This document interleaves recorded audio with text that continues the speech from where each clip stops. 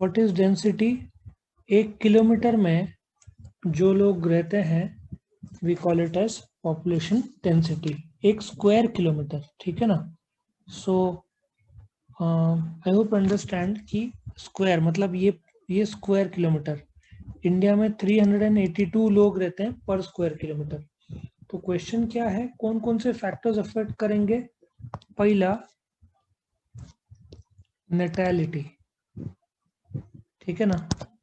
Now तुमको natal neonatal का फर्क समझना पड़ेगा।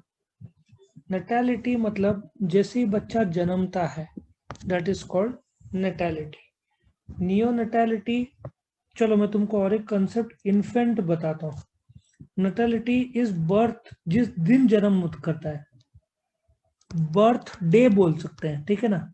मतलब जीरो, फर्स्ट डे या फर्स्ट डे। नियोनेटल इज जिसका नेटल इज जो जन्मता है, ठीक है। नियोनेटल इज 0 to 28 days और infant is 0 to 1 year। Infant इसको बोलते हैं। सो नेटैलिटी में जो जन्म होता है जिसकी वजह से डेंसिटी बढ़ेगा, ठीक है ना। So what is a birth rate? India का birth rate is for every 1000, जो पॉपुलेशन है इंडिया में हर 1000 लोगों में 19 बच्चों का जन्म होता है। So we call that as a natal, ठीक है। फिर अगेन उसमें और आंकड़े तुमको मिलेंगे। नियोनेटल 0 to 28 दिन में किसी की डेथ होती है, 0 to 1 year में किसी की डेथ होती है, and so on. We need not go into that at this point, ठीक है ना। सो नेटैलिटी इंडिया में न, न, जो नेटैलिटी क्या बोलते हैं? Process of adding, process of adding a new individual, मतलब एक नए इंसान को जन्म देना। वी कॉल दैट एज नटैलिटी या नटाल, ठीक है। थ्रू बर्थ, जन्म से। और नियोनटाल इज 0 to 28 दिन तक जो जिया, 28 दिन। और इन्फेंट 0 से 1 साल। मॉर्टैलिटी, अभी इसमें तुमको एक और कंसेप्ट के साथ कंफ्यूज नहीं करना है, इसको हम मॉर्बिडिटी बोलते हैं। मॉर्बिडिटी मतलब जो बीमार है, state of being diseased, state of being diseased. Best example आज के तारीख में तो इससे बढ़िया एग्जांपल मैं दे ही नहीं सकता। कोविड, जिसको कोविड हुआ है या कैंसर हुआ है उसको मॉर्बिडिटी बोलेंगे। लोग को कोविड होता है और ब्लड प्रेशर, हाइपरटेंशन से ज्यादा लोग मरते हैं, ठीक है ना। मॉर्बिडिटी में बीमार है, मरा नहीं है। मॉर्टेलिटी में there is a loss of life, death हो रही है, लॉस ऑफ लाइफ, ठीक है, मतलब डेथ। आया समझ में? इंडिया में for every 1000 people death is 7.3, मतलब ये डेंसिटी कम कर देते हैं। इन जहाँ पे जो पुराना पॉइंट था नटैलिटी, ये जो पॉइंट था, यहाँ पे बच्चा जन्मता है तो डेंसिटी बढ़ता है, क्योंकि उसी किलोमीटर में और भी लोग आ जाते हैं। जैसे नासिक में 2011 में 15 लाख था, अभी 2021 में 18 लाख तो हो गया होगा सपोजिटली। नासिक का जो एरिया है वो देखा जाए तो 264 किलोमीटर है, बराबर है। नासिक डिस्ट्रिक्ट जो है वो 264, आजू बाजू नासिक, सिन्नर, संगमनेर, औरंगाबाद, ऐसे 264 किलोमीटर है। नाउ सपोजिटली मैं तुमको कलर पेन से बताता हूँ। 15 लाख का पॉपुलेशन था, ठीक है, डिवाइडेड बाय मैं 264 किलोमीटर करता हूँ, ठीक है। नाउ लेट्स सी क्या आंकड़ा आता है, मैं तुमको बताता हूँ नासिक का डेंसिटी, इससे तुमको मिलेगा। So let us see the calculation of this. 15 lakhs, ठीक है ना, डिवाइडेड बाय 264। नासिक का ऐसा सोचो 5681 लोग रहते हैं। वैसे ये आंकड़ा 15 lakhs मैंने सिर्फ नासिक का ही पकड़ा है, नासिक के बाहर का भी होगा, ठीक है। और यदि ये आंकड़ा मैं अभी सोचता हूँ कि 2021 सेंसस में 18 लाख हो जाएगा, लेट अस एज्यूम 18 लाख, ठीक है ना। 2% से ऑन एन एवरेज ग्रोथ होता है। 18 लाख, सिर्फ 18 लाख। सो 18 लाख डिवाइडेड बाय एरिया, तो नासिक का बढ़ना नहीं, उतना ही रहेगा। सो ये हो जाएगा, देखो 6818। सो नेटेलिटी में पहले कितना था, ये बच्चा जन्मा तो कितना हो गया 6818। मोर्टेलिटी में वही आंकड़ा कम हो जाता है, क्योंकि डेथ से ये 18 लाख का आंकड़ा कम हो जाएगा, 17.5 लाख हो गया डेथ के वजह से, तो कम हो जाएगा डेंसिटी। सो डेंसिटी को क्या असर करता है, नेटेलिटी, जैसे बच्चे जन्मे तो डेंसिटी बढ़ता है, जैसे डेथ हुई तो कम होता है, जिसको टेक्निकल भाषा में हम क्या बोलेंगे, मोर्टेलिटी। डेथ को हम क्या बोलेंगे, मोर्टेलिटी। ठीक है ना। अभी नेक्स्ट कंसेप्ट में आते हैं हम, दैट इज इमाइग्रेशन।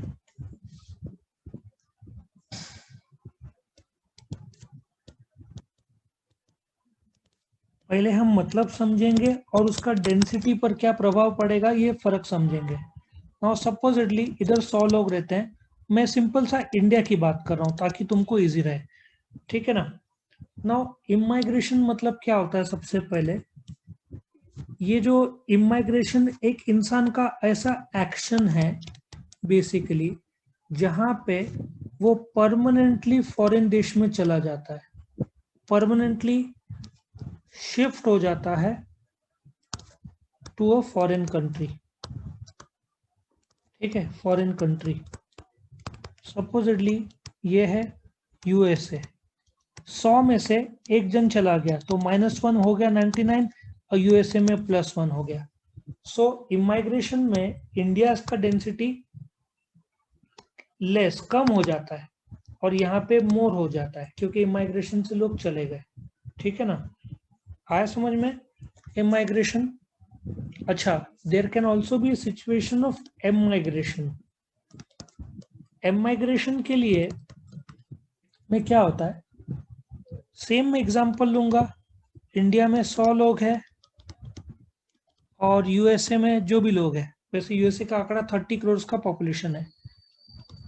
अभी एमाइग्रेशन में लोग इंडिया से शिफ्ट हो रहे हैं बट टेम्पररीली। ठीक है ना, अब मैं तुमको यहाँ पे बताता हूँ, यहाँ पे परमानेंट शिफ्टिंग है। ग्रीन कार्ड ले लिया, बोलते हैं ना ग्रीन कार्ड, ग्रीन कार्ड मिलता है ना, ठीक है। और यहाँ पे तुम टेम्पररी शिफ्ट कर रहे हो कुछ साल के लिए, तुम कमा के वापस इंडिया आके बिजनेस करना चाहते हो। एमाइग्रेशन और इमाइग्रेशन का इमाइग्रेशन का तो परमानेंटली कम हो जाएगा क्योंकि वो इंडिया से चला गया है। एमाइग्रेशन से जब जाएगा -1 होगा, मतलब 99, इधर प्लस होगा इधर माइनस होगा, लेकिन जब वो वापस आ जाएगा तो वापस से +1। मतलब एमाइग्रेशन में दोनों पॉसिबिलिटी है, जब जाते हैं तो डेंसिटी कम हो जाता है, जब वापस आते हैं तो डेंसिटी बढ़ जाता है। कॉमन सेंस है ना। Late us see the next factor जो असर करेगा तुम्हारे डेंसिटी को। Next is political.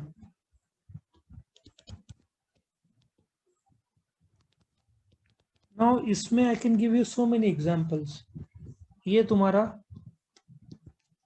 इंडिया का मैप, यहाँ पे तुम्हारा पाकिस्तान, सॉरी तुम्हारा नहीं, पाकिस्तान, ये साइड है बांग्लादेश, जो कि 1971 से पहले ईस्ट पाकिस्तान कहलाता था। तो सिंपल सा है, पाकिस्तान लोगों ने बांग्लादेशी पर काफी अत्याचार किए, तो धीरे धीरे बांग्लादेश से लोग वेस्ट बंगाल के रास्ते, वेस्ट बंगाल, आसाम, बहुत सारे तुमको मिल जाएंगे बांग्लादेशी, इंडिया में आ गए। वहां का पॉलिटिकल खराब हुआ, फिर इंडिया ने ईस्ट पाकिस्तान को हरा दिया, मतलब पाकिस्तान को हरा दिया, और बांग्लादेश आया। वैसे बांग्लादेश वर्ल्ड का सबसे डेंस कंट्री, डेंसिटी वर्ल्ड का सबसे ज्यादा बांग्लादेश का है, तुम्हारे नॉलेज के लिए। करीबन 1100 लोग पर किलोमीटर रहते हैं, जो वर्ल्ड में सबसे ज्यादा है। इंडिया 7वें नंबर पे आता है 382 के साथ।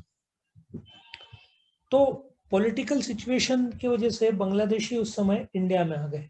ठीक है, मैं तुमको अभी इंडिया में आ गए तो डेंसिटी बढ़ेगा। अब मैं तुमको नॉर्थ कोरिया का एग्जांपल लेता हूँ। सपोजिटली, एक मिनट, दिस इज ये दो भाग है, this is North Korea, this is South Korea. दोनों में झगड़े हैं, वो झगड़े के कारण है, again we did not discuss that. उसमें रशिया का सपोर्ट है, इसको यूएसए का सपोर्ट है, इसको बहुत बढ़िया कहानी है, वो फिर कभी डिस्कस करेंगे। तो नॉर्थ कोरिया में डिक्टेटरशिप जैसे हालत है, तुम देखोगे तो किम वोंग डोंग जोंग जो भी नाम का जो राजा है वहां पे, अक्सर देखा गया है कि जो बाउंड्रीज है नॉर्थ कोरिया के लोग भाग के आ जाते हैं। जहां तक मुझे पता है, कोका कोला वर्ल्ड में दो ही देश में जहां नहीं है, नॉर्थ कोरिया और ईरान। वहां पे तुम म्यूजिक सुन नहीं सकते, जबरदस्त रेस्ट्रिक्शंस है, बहुत ज्यादा रेस्ट्रिक्शन है, तो लोग आजाद होना चाहते हैं। तो नॉर्थ कोरिया से कई बार भाग के लोग साउथ कोरिया में आते हैं, इन द प्रोसेस गोली भी मारी जाती है, लेकिन लोग को आजादी चाहिए। इधर एक प्रॉब्लम है। वर्ल्ड में सबसे ज्यादा फांसी देने वाला देश ईरान है, यहाँ से भी लोग जाना चाहते हैं, क्योंकि यहाँ पे अगेन कायदे बहुत स्ट्रिक्ट है, लोगों को मानना पड़ता है। यहाँ पे भी प्रॉब्लम है। सऊदी अरेबिया में भी कायदे बहुत ज्यादा स्ट्रिक्ट है, अभी थोड़ा लीनियंट हो गया सऊदी अरेबिया। आई थिंक बहुत वर्षों बाद सऊदी अरेबिया ने अभी थोड़ा कुछ सालों से लीनियंट दिख रहा है, उसके भी कारण है, लेकिन अगेन वो डिस्कस अलग से होगा। तो सऊदी अरेबिया में आज तक वुमेन ड्राइवर को परमिशन नहीं था। आई थिंक 2020 में ही वुमेन ड्राइवर को पहली बार उनके हिस्ट्री में परमिशन दिया गया। तो पॉलिटिकल कारण भी हो सकता है, जिसकी वजह से इंडिया में आ गए तो डेंसिटी बढ़ेगा, इंडिया से गए तो डेंसिटी कम होगा, वो भी पॉसिबिलिटीज है। नेक्स्ट पॉइंट हम देखेंगे एनवायरमेंटल, इसके बहुत सारे सब पॉइंट्स हमको मिल जाएंगे। एनवायरमेंटल अभी देखा गया है, एनवायरमेंटल में तुम इसका एग्जांपल ले लो, टेरेन, मतलब धरती कैसा है, स्लोप है कि नहीं, माउंटेन में है कि नहीं, ट्रांसपोर्ट है कि नहीं, क्लाइमेट, फिर क्लाइमेट देखा जाएगा, वाटर देखा जाएगा ना। तुमको एक हिस्ट्री बताता हूँ, ये इंडिया है, जहां जहां रेन होता है, जहां जहां बारिश होती है, वहां वहां लोग सेटल ज्यादा होते हैं, देखा गया है। विद वन एक्सेप्शन, हिमालय में बारिश बहुत कम है, लेकिन फिर भी लोग वहां पे सेटल होते हैं। तो इसका मतलब जहां जहां बारिश है इंडिया में, वहां वहां लोग ज्यादा सेटल होते हैं। फिर अगेन सॉइल, सॉइल तुम बोलोगे क्यों भाई, एग्रीकल्चर करना है तुमको, एग्रीकल्चर वेस्ट बंगाल साइड जाओगे तो मिट्टी थोड़ी लाल होने लगती है, जहाँ पानी है वहां पे लोग जाएंगे। जहाँ मिनरल्स है, अब मिनरल का एग्जांपल लोगे तो जहाँ पे जमशेदपुर साइड आयरन ओर जो है, स्टील प्लांट है, तो वहां पे भी तो असर होगा, क्योंकि वहां पे जमशेदपुर टाटा का प्लांट है।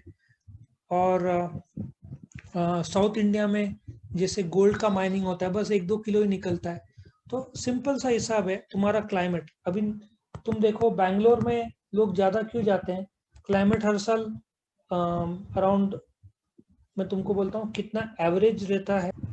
ऑन एन एवरेज बैंगलोर का 28 डिग्रीज देखा गया है, बारिश लगभग ना के बराबर। तो ऐसे जगह पे लोग प्रेफर करते हैं, क्योंकि प्लेजेंट क्लाइमेट होता है। नासिक भी एकदम एक्सट्रीम गर्म नहीं है, बट तुम चेन्नई में जाओगे ना, चेन्नई में तुम्हारी हालत खराब हो जाएगी, इतनी गर्मी रहती है। मुंबई अगेन एक्सट्रीम में चला जाता है, दिल्ली एक्सट्रीम में चला जाता है, एक्सट्रीम बारिश, एक्सट्रीम दिल्ली में एक्सट्रीम बारिश, एक्सट्रीम ठंडी है, सब एक्सट्रीम में, गर्मी भी एक्सट्रीम है। वाटर बॉडीज, मिनरल, ये सब एनवायरमेंटल फैक्टर्स है, जो जिससे डेंसिटी कम ज्यादा होगा। नदी किनारा है, लोग बसेंगे आकर, मतलब डेंसिटी बढ़ेगा। नदी किनारा नहीं है, सूखा है, जैसे वर्ल्ड का सबसे कम डेंसिटी वाला जो कंट्री है मंगोलिया, उस क्यों डेंसिटी वहां पे कम है, कारण वो है इट्स अ डेजर्ट। डेजर्ट में पानी कहाँ मिलेगा, तो लोग कैसे जिएंगे, इसलिए वहां पे डेजर्ट के यहाँ पे लोग नहीं रह पाते हैं, अनलेस वाटर बॉडीज थोड़े बहुत निकले वहां पे। By the way, water bodies की बात किया तो इंडिया के पास वर्ल्ड का 4% पानी है, वर्ल्ड का 2.4% एरिया है, लेकिन इंडिया के पास करीबन 17% वर्ल्ड का पॉपुलेशन भारत में। ठीक है, उसके बाद आते हैं नेक्स्ट पॉइंट में, एनवायरमेंटल हो गया। नेक्स्ट, सोसाइटल कारण भी डेंसिटी का कारण बन सकता है। अभी सपोजिटली तुम्हारा जन्म इंडिया में हुआ, ठीक है, तुम्हारे रूट्स इंडिया में है, इतने सारे फेस्टिवल्स है। तुम देखो बहुत सारे जो इंडिया के लोग बाहर जाते हैं, यूएसए में, कनाडा में, ऑस्ट्रेलिया में, यूनाइटेड अरब एमिरेट्स में, उन लोग को भारत की याद अच्छी खासी आती है, भले स्टैंडर्ड ऑफ लिविंग बहुत ज्यादा है। तो सोसाइटल कारण क्या है? अब मैं यूएई का एग्जांपल लेता हूँ। यूएई में मैं कब गया था? 2019 में गया था। अच्छा, वहां पे मैं गया था दिवाली के टाइम में, ठीक है ना। हम लोग जब दिवाली के टाइम गए थे, वहां पे फटाके फोड़ना गुनाह है, तुम फटाके नहीं फोड़ सकते। तुम सोचो, फिर भी वहां पे एक जगह है बुर दुबई, ये प्राइमरली इंडियंस रहता है। तुमको वहां पे 90-95% इंडियंस मिलेंगे, थोड़े बहुत फिलिपिनोज मिलेंगे। बुर दुबई में हर घर के यहाँ पे लाइटिंग था, लग रहा था कि दिवाली है, और चुपके से लोग फटाके भी फोड़ रहे थे। मतलब तुम सोचो, सोसाइटल कारण के हिसाब से लोग वापिस तो वो लोग मिस करते हैं इंडिया के फेस्टिवल जहाँ धाम धूम चालू रहता है। सो यू कैन सेफली से कि सोसाइटल कारण भी है डेंसिटी बढ़ने का। जो दुबई गया वापस इंडिया में आना चाहेगा, क्योंकि Dubai is a very strict place, बहुत बढ़िया, बहुत बढ़िया है, but you want to come back to your roots, है ना। नेक्स्ट, टेक्नोलॉजिकल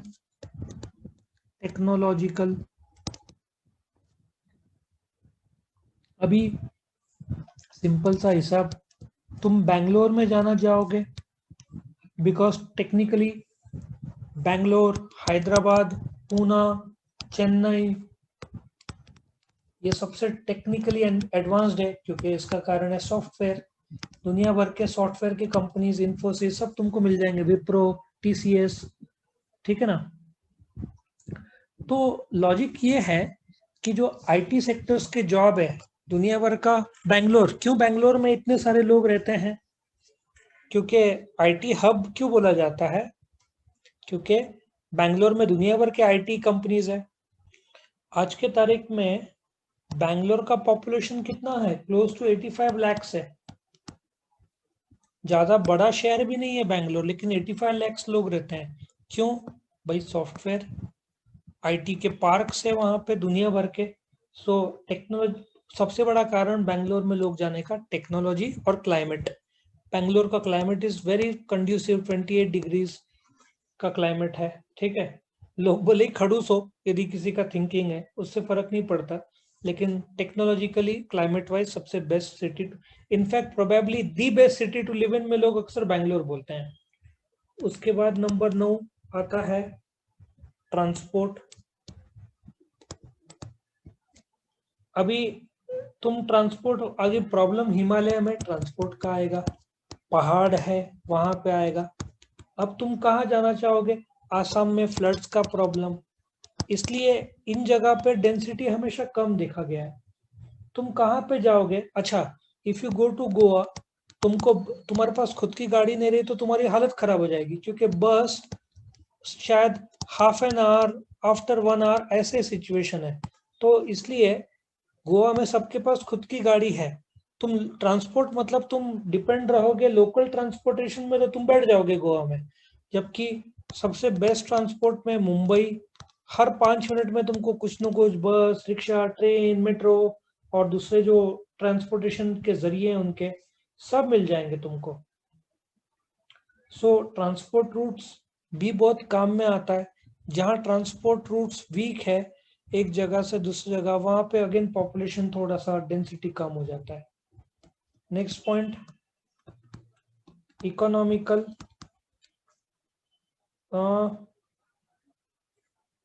इकोनॉमिकल को कैसे बोलेंगे?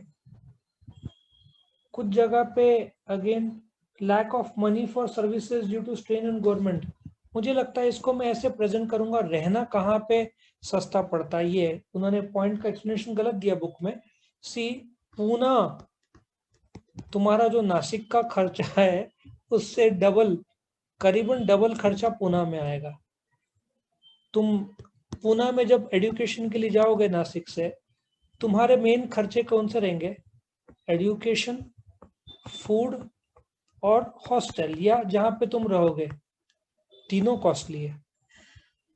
लेकिन अगेन लोग पढ़ाई के लिए खर्चा कर देते हैं, बट जॉब के बाद, मेरा एक स्टूडेंट है, वो MBA हुआ, he got married also, he said कि आजकल थोड़ा हस्बैंड वाइफ दोनों जॉब करने का जमाना आ गया है। वो दोनों मिलाकर 50,000 रुपीज कमाते हैं, या जो भी कमाते हैं दोनों मिलाकर, ज्यादा कमाते हैं, लेकिन 50,000 कम से कम पूना में चाहिए जीने के लिए। वो भी खुद का घर नहीं, रेंटल घर। तुम्हारा घर का रेंट कम से कम 15 से 20 हजार होगा, तुम्हारा खाना, तुम्हारा ट्रांसपोर्ट, नाश्ता, ठीक है, घूमना, आराम से 50 हजार। सो बचेगा कैसे? इस मुंबई की भी ये हालत है, but food is less costlier मुझे लगता है as compare to Pune. Living तो ऑफकोर्स बहुत ज्यादा कॉस्टली है। ठीक है, नेक्स्ट इज इंडस्ट्रीज। अब सीधा बात है, इंडस्ट्रीज में तुमको बेस्ट एग्जांपल दूं। इंडस्ट्रीज में ये तुम्हारे ऑटोमोबाइल सेक्टर के बारे में बोलूंगा मैं। इंडिया में करीबन 48 ऑटोमोबाइल कंपनीज है, और ये तीनों प्राइमरीली, नहीं, 48 कंपनीज 3 जगह में मिलेंगे प्राइमरीली तुमको, ठीक है ना। If you see automobile companies, एक तो तुमको मेजोरिटी तुमको महाराष्ट्र में मिलेंगे, तुम्हारा स्कोडा, वॉक्सवैगन, औरंगाबाद में मुझे लगता है, पूना में मर्सिडीज, बजाज, नासिक में महिंद्रा, पूना में महिंद्रा, फिर तुम्हारा तमिलनाडु, आई थिंक फोर्ड वहाँ पे, तुम्हारा गुड़गांव जहाँ पे मारुति, ये सब कंपनीज है। ये तीन जगह पे मैक्सिमम तुमको ऑटोमोबाइल मिलेंगे। इसलिए तीनों का पॉपुलेशन सबसे ज्यादा इंडिया का, जो अर्बन पॉपुलेशन कहाँ पे है? महाराष्ट्र में। सीधा हिसाब है कि महाराष्ट्र में, नासिक में तुम्हारा ये आ गया, महिंद्रा एंड महिंद्रा आ गया, सेम पूना में भी आ गया, पूना में बजाज आ गया, मर्सिडीज आ गया, ठीक है ना। आई थिंक औरंगाबाद में मुझे लगता है स्कोडा या वॉक्सवैगन का प्लांट है। तो इस हिसाब से डेवलपमेंट कितना है महाराष्ट्र का। तमिलनाडु में तुमको फोर्ड, टोयोटा मिल जाएगा, गुड़गांव में मारुति मिल जाएगा। तो यहाँ पे जबरदस्त लोग रहते हैं, तो डेंसिटी बहुत ज्यादा रहेगा इस एरिया का।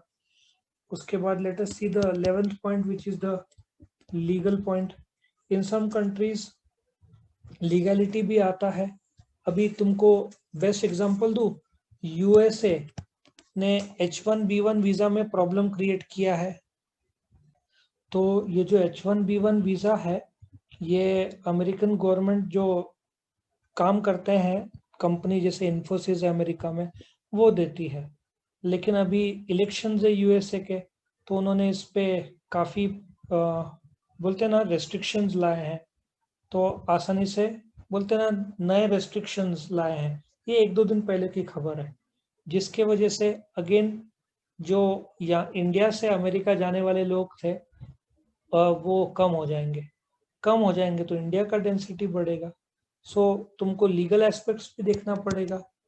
अगेन लीगल एस्पेक्ट्स, तुम रेसिडेंट बनने के लिए, अच्छा लीगल एस्पेक्ट्स में तुमको एक और बोलता हूँ। इन इंडिया तुम डुअल सिटीजनशिप नहीं ले सकते। मैं तुमको एक लाइव केस बताता हूँ। I think 2001, if I am not wrong, मैं शायद डेट कम ज्यादा हो रहा होगा, इलेक्शन में कांग्रेस पार्टी जीती थी, ठीक है। And Sonia Gandhi was the president. वो शायद आज भी प्रेसिडेंट ही है, आज वैसे एक्टिंग प्रेसिडेंट है क्योंकि राहुल गांधी रिजाइंड। तो Sonia Gandhi was to become the prime minister बनने वाली थी। ये अभी स्टोरी में सुब्रमण्यम स्वामी जो कि बीजेपी में है, उनका जो मैंने सुना स्टोरी उस पर आधारित है। अब प्रेसिडेंट इनवाइट करता है, उस समय का प्रेसिडेंट वॉज अब्दुल कलाम, और I think Subramanian Swamy is a lawyer, highly Oxford में भी सिखाया है आई थिंक।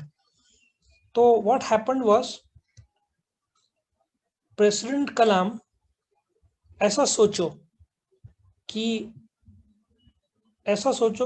ट्यूसडे को, ठीक है, ट्यूसडे को सोनिया गांधी को बोलने वाला था कि you come and form the government, means Sonia Gandhi के लिए प्राइम मिनिस्टर का रास्ता साफ था। नाउ व्हाट हैपेंड मंडे शाम को सुब्रमण्यम स्वामी ने एक लेटर लिखा। सुब्रमण्यम स्वामी ने एक लेटर लिखा, किसको? प्रेसिडेंट को, telling Indian constitution dual citizenship allowed नहीं करता। Sonia Gandhi is also an Italian citizen, ठीक है, और because she was an Italian citizen वो इंडियन सिटीजन नहीं मानी जाएगी, ठीक है। इफ वो इंडियन सिटीजन मानी नहीं जाएगी तो प्राइम मिनिस्टर हो नहीं सकता। Only an Indian citizen can become the prime minister. Tuesday को जब शाम को 4 बजे कुछ होने वाली थी वो प्राइम मिनिस्टर, 1 बजे अब्दुल कलाम ने इसको रोक दिया कि हमको एक और दिन का टाइम दो। तब तक लेटर लिखा और एक्सप्लेनेशन मांगा, और फिर लास्ट में सोनिया गांधी को पता चल गया कि she would not become the prime minister, और वो दे दिया गया मनमोहन सिंह को। ये एक्चुअली रियल स्टोरी जो मैंने उनका सुना है। तो लीगल एस्पेक्ट्स में डुअल सिटीजनशिप इंडिया अलाउड नहीं करता, इसके वजह से डेंसिटी कम होने का चांस रहता है। नाउ तुम कनाडा के सिटीजन हो, ठीक है ना, तो तुम यूएसए के भी सिटीजन बन सकते हो, वहां पे डुअल सिटीजनशिप अलाउड है। सो कॉन्स्टिट्यूशन की बात है, इंडिया अलाउड नहीं करता, कनाडा अलाउड करता है, यूएसए अलाउड करता है। सो बोलते ना कि सिटीजनशिप लीगल स्टेटस भी तो असर करेगा तुम्हारे डेंसिटी पे। उसके बाद अर्बनाइजेशन, नेक्स्ट पॉइंट।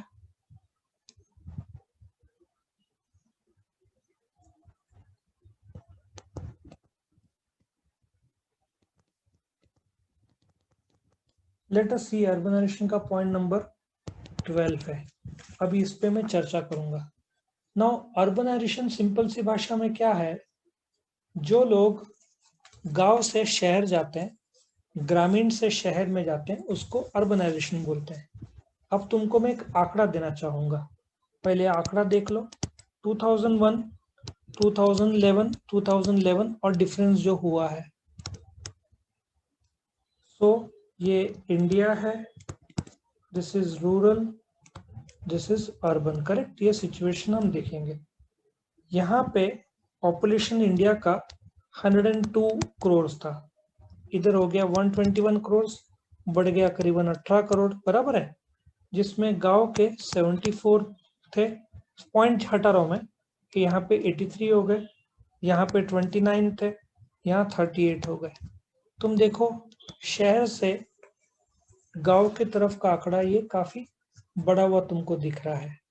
सो अर्बनाइजेशन जिस प्रकार से स्पीड में ग्रो हुआ है, सी अर्बनाइजेशन का सबसे बड़ा कारण है तुमको स्टैंडर्ड ऑफ लिविंग अच्छा मिलता है, और बेसिकली अर्बन लेवल पे कम से कम 400 लोग चाहिए, ठीक है ना, तो अर्बनाइजेशन बोलेंगे। अच्छा, ये सिटी, गांव, अर्बनाइजेशन ये सब क्या होता है, ये अलग से 4th चैप्टर का तुम फर्स्ट वीडियो देखोगे तो तुमको समझ में आ जाएगा, ठीक है ना, अर्बनाइजेशन। बट शॉर्ट में यदि एक सेकेंड, सो हम लोग जैसे मैंने बताया था कि 400 लोग के ऊपर रहे, 400 पर्सन के ऊपर लोग रहे तो उसको बोलते हैं। और उसमें सिटी, टाउन, काफी सारे डेफिनेशंस है, तुम अगेन कंफ्यूजन हो जाओगे किसको सिटी बोलते हैं, किसको टाउन बोलते हैं। इन शॉर्ट ऐसा सोचो